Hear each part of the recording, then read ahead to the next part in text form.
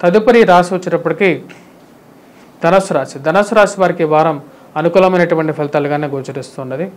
ముఖ్యంగా వచ్చేటప్పటికి రవిగ్రహ సంచారం షష్టమంలో జరుగుతున్నందువల్ల అది వృత్తిరీత్యా వ్యాపార రీత్యా కూడా అనుకూలమైనటువంటి ఫలితాలు గోచరిస్తూ ఉన్నది. ఇది వారం ప్రథమంలో ఎక్కువగా అనుకూలమైనటువంటి ఫలితాలు గోచరిస్తూ ఉన్నాయి అన్నమాట. సంఘంలో గౌరవము గుర్తింపు అనేది పెరుగుతుంది. సంఘంలో ఉన్నత స్థాయిలో ఉన్నటువంటి వారితో పరిచయాలు అనేది ఏర్పడడం జరుగుతుంది. దూర ప్రాంత ప్రయాణం జరగటానికి విదేశీయాన ప్రయత్న సంబంధితమైన విషయాల్లో అనుకూలత పొందడం అనేది జరుగుతుంది. మరియు అదేవిధంగా ఈ రాశి వారికి అర్ధాష్టమ రవి ఎప్పుడైతే ఈ యొక్క రాశి వారికి వచ్చేటప్పటికి రాహువు చతుర్థంలో సంచారం చేస్తున్నప్పుడు అది ప్రతిబంధకంగా మారే విధంగా ఉంటుందన్నమాట. ముఖ్యంగా సెల్ఫ్ డ్రైవింగ్ విషయంలో తగు జాగ్రత్తలు తీసుకోవాలి.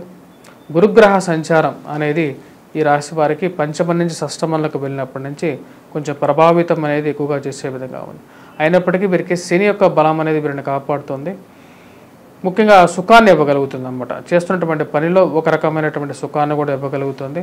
మానసిక ప్రశాంతతని ఇవ్వగలుగుతుంది.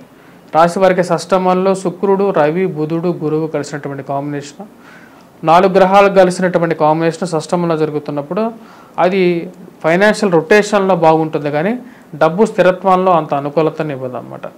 ఎందుకంటే గురువు అంత అనుకూలంగా లేడు కాబట్టి పాపగ్రహాలైనటువంటి రవితో కలిసినటువంటి ఏ గ్రహమైనా సరే తన యొక్క పూర్తి బలాన్ని అయితే ఇవ్వలేదు.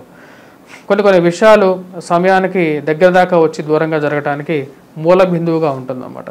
కాబట్టి ఆ యొక్క విషయంలో మీరు చేసుకోవాల్సినటువంటి పరిహారాల్లో వచ్చేటప్పటికి ముఖ్యంగా మనం గమనించినట్లయితే గురుగ్రహ అనుకూలత అనేది చాలా ఇంపార్టెంట్. వీరికి వివాహ ప్రయత్న సంబంధితమైన విషయాల్లో కూడా ప్రతిబంధకంగా ఉంటుంది. కాబట్టి ధనుస్సు రాశి వారు వీరు చేసుకోవాల్సినటువంటి పరిహారాల్లో ముఖ్యంగా గురుగ్రహ అనుకూలత కోసం గురుగ్రహ కవచాన్ని, గురుగ్రహ మంత్రజపాన్ని, ఎల్లో శాఫాన్ని ఎక్కువగా ధరించాలన్నమాట.